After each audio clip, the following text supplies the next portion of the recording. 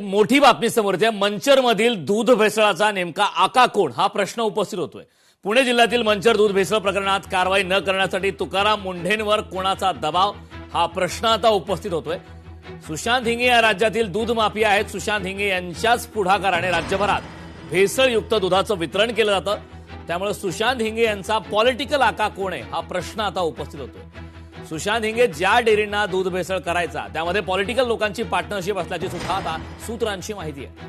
मंचर परिसरात ज्या डेअरींना भेसळयुक्त दूध वितरण करण्यात आलं त्यांची नावे पोलिसांनी एफडीएला दिली, मात्र यावर प्रकरणात अद्याप सुद्धा कुठल्याही प्रकारची कारवाई करण्यात आलेली नाही। त्यामुळे दूध भेसळ करणाऱ्या यांच्यावर कारवाई कधी होणार हा सवाल आता यामुळे उपस्थित होतोय। या संदर्भात ताजे अपडेट देण्यासाठी आपले प्रतिनिधी पुण्यातून चंद्रशेखर भांगे आपल्या सोबत जोडले। चंद्रशेखर, जे आपण पाहतो अतिशय खळबळजनक आणि गंभीर असा हा प्रकार आहे, कारण राज्यभरात एफडीएच्या धडाकेबाज कारवाईची चर्चा सुरू असताना एफडीएचं हे वादळ पुण्यात आल्यानंतर नेमकं शांत का होतं?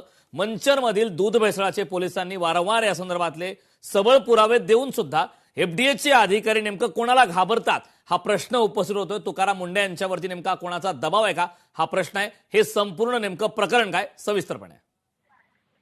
कारण 4 जुलैला मंचरमध्ये जे भेसळ माफिया आहे सुशांत हिंगे याच्या सगळ्या गोडाऊन्सवरती एफडीआयनं पोलिसांनी दोन्ही संयुक्त कारवाई केली। यामध्ये खरं तर मोठ्या प्रमाणात भेसळयुक्त दूध, त्यासाठी लागणारं साहित्य हे सगळं जप्त करण्यात आलेलं होतं आणि यामध्ये पोलिसांनी आतापर्यंत एकूण 25 आरोपींना अटक केलेली आहे। आणखीन काही त्यातील जे मोठे आरोपी आहेत ते अद्याप फरार असल्याची माहिती आहे। परंतु एक महत्वाचा सवाल किंवा प्रश्न म्हणता येईल आपल्याला, तो उपस्थित केला जात आहे।